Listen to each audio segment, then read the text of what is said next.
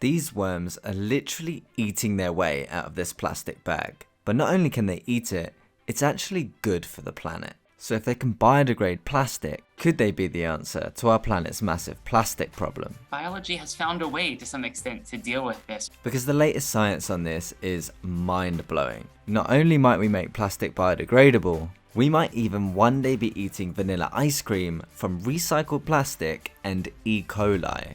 Yes, I mean, it's chemically identical. Yeah, so we'll get back to that in a minute. Let's start with the worms. These little creatures are waxworms. Dr. Federica Bertocchini is a molecular biologist, and she first witnessed this phenomenon when she chucked a bunch of waxworms in a plastic bag as a hobby side project, because, well, who doesn't? I bumped into the waxworm accidentally because at that time I was a beekeeper, because they live in the beehives. They are considered plagues by beekeepers. So I started cleaning my beehive, putting the worms in a plastic bag, and within a short time I realized they were producing holes. The plastic started to degrade almost as soon as it touched the worms' mouths. So we thought, okay, maybe something coming out of the mouth. So we start collecting this liquid coming out. Called it saliva, but it's the liquid coming out of the mouth. So in this saliva, we found two enzymes that can reproduce the effect of the saliva, meaning oxidizing polyethylene. And it takes a few hours at room temperature in a watery solution. And the amazing thing is that the worms can even digest the plastic, breaking it down into something useful for the worm. The worm itself, when it eats the plastic and starts breaking it down, its guts react almost as if it was eating normal food. So that means that there's something happening with the physiology of the animal that extracts something out of this plastic biodegradation, and it just continues as if it were a normal diet. That's Dr. Chris Lemoine, who, inspired by Federica's findings, also began looking into these worms. We found that the plastic allowed them to still retain all their fat and presumably continue with their life cycle. Basically, these worms are fattening themselves up by whatever means necessary before they turn into moths, by which point they don't eat again, only reproduce. I always call them bags of gonads that can fly, because that's all they do. So there's a race underway to figure out just how this mechanism works. That's the $1,000,000 or $1 trillion question, because once we figure that out, that's $1 trillion worth of plastic we can degrade. Because as cool as the waxworms are, this is really about the specific combination of bacteria and enzymes that can break down plastic, something that's exceptionally rare in nature. So why is it so rare? Why is plastic so hard to break down? Well, in nature, most things decompose because bacteria breaks down the chemical bonds that hold a substance together. These enzymes and bacteria have evolved over millennia to break down whatever it finds in front of it. Then plastic comes along. Here's a scene that has long since ceased causing any surprise. Dishes that bounce when they drop to the floor. Nowadays, it gets a bad rep, but it's a total game changer for humanity. But nature's never experienced it before. Plastics are made up of long chains of polymers with very strong bonds, and one of the keys to breaking these bonds is through oxidation. That's what the worms appear to be doing with their saliva, introducing oxygen molecules to the plastic. And this is something that's achieved in environment through light, for example, high temperature. And this is the bottleneck. It takes a while because the environment has its own timing. So the worms, what they do is just introduce molecule of oxygen. So in a few hours instead of months or years or whatever. So this is it's a way to overcome the bottleneck of this reaction. So what's next? Unleash the worms? No, that would be a terrible idea. Remember this? They are considered plagues by beekeepers. But even sticking just to plastic, the process is still way too slow to realistically solve our plastic crisis anytime soon. So stand down, waxworm armada. The real stars of this though are the enzymes. If the researchers can identify them and scale them up, there's a chance that in the future this could be one of the solutions. It will take a lot of cash. But now scientists are looking for similar enzymes in all sorts of other places. Superworms too. So anything that has a worm in it, it seems to be prone to eat plastic. In fact, over 30,000 enzymes have been identified capable of digesting 10 different types of plastics. One bacteria found in cow stomachs can be used to digest polyester. But the one that's getting everyone really excited is a bacteria called Ideonella sakaiensis, and especially its enzyme, PETase.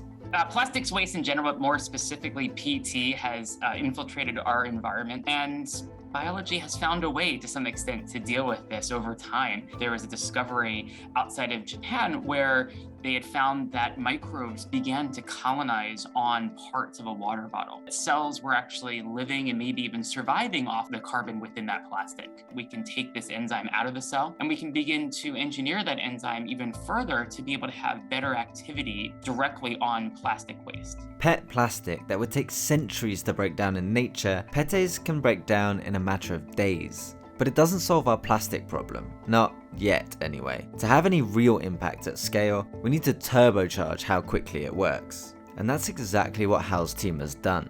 And they named this really fast version of PETes, fast PETes.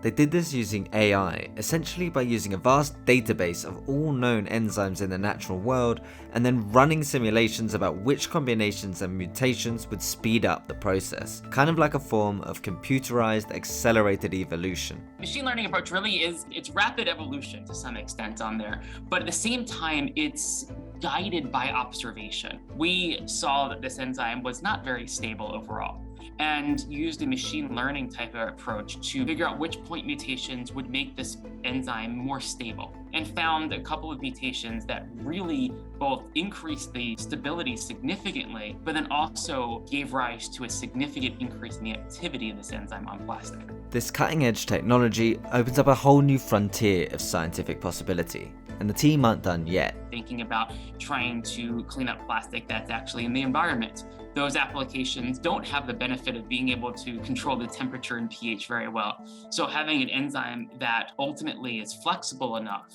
to work in a variety of different conditions is extremely valuable. Once PET plastic is broken down into its component parts, terephthalic acid and ethylene glycol, it can then be recycled into new plastic. But it doesn't necessarily have to be plastic. In theory, it could be used to make something better. Like this. Well, sort of.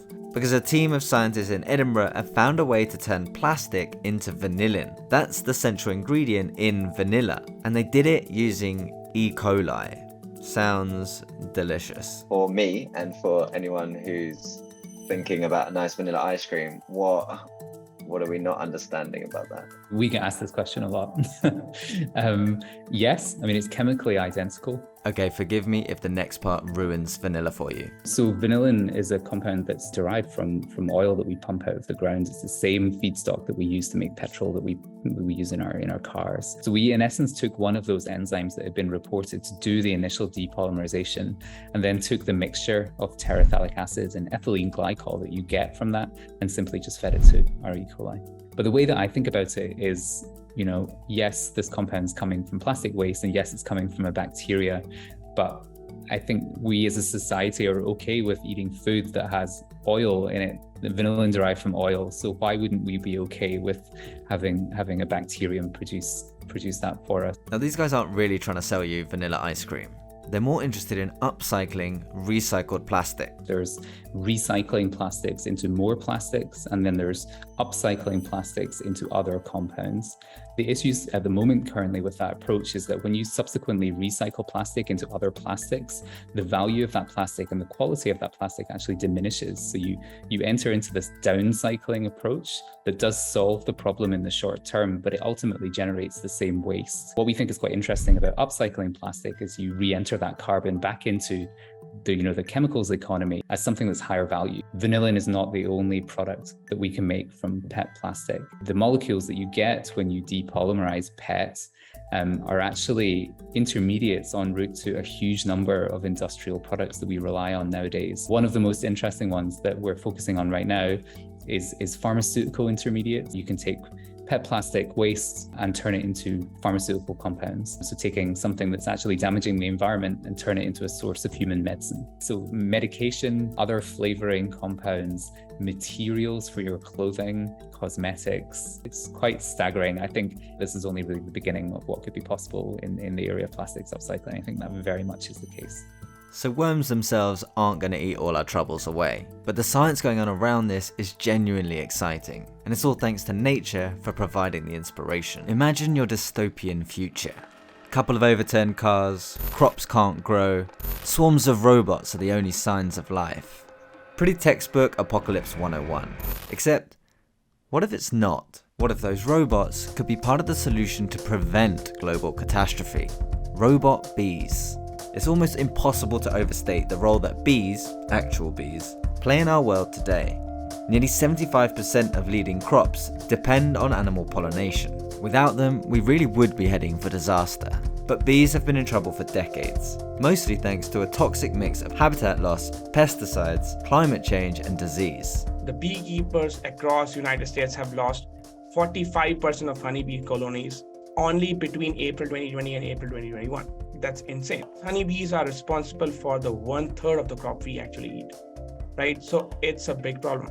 So in one sense, we're already in our dystopian future, and we need to find solutions. And for some, that means robot bees. Because in labs all over the world, the race is on to create robot bees capable of pollinating plants and revolutionizing agriculture as we know it. Even if it does still sound like a dystopian nightmare. But how realistic is it to make them in the first place? Because replicating what a bee does is a mammoth challenge. To pollinate a flower, a bee has to locate the flower, identify where the pollen is, navigate through all sorts of elements and obstacles, and then land delicately on the flower itself. That's a huge technological challenge, let alone cramming all that computing power into something as small as a tiny robot. But that's the task facing Chahat Singh at the University of Maryland. We are at a stage where we have the brain of a bee, but at the size of a hummingbird. So we can do pollination in the wild, but for a certain specific flowers.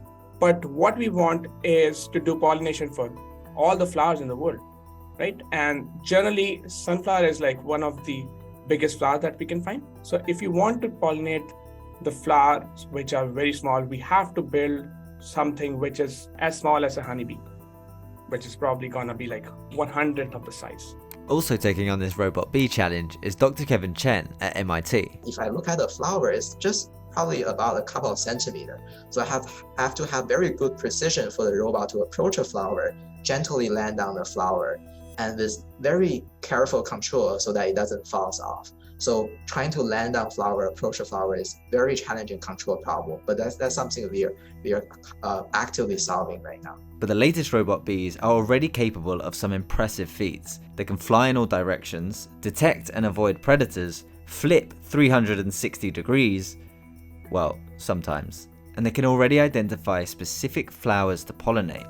So we have an AI framework and it goes and searches and detects these flowers. Once you know which flower you want to pollinate, it has a control policy which says that, okay, I want to go down as close as possible. And on the bottom of the robot bee, there's a Velcro which extracts these pollen grains. The next goal for Chahat and his team is to downsize this robot hummingbird closer to the size of a bee. But that's much easier said than done.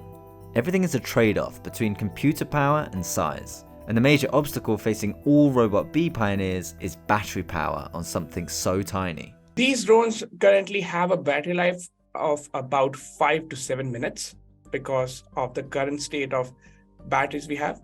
So one of the things that excites me, how do you come up with this cognitive design, which is very similar to the mind of the bee, to actually get things working on that small of a scale? Because you can't just take an artificial intelligence framework that works on a bigger drone and just downsize it.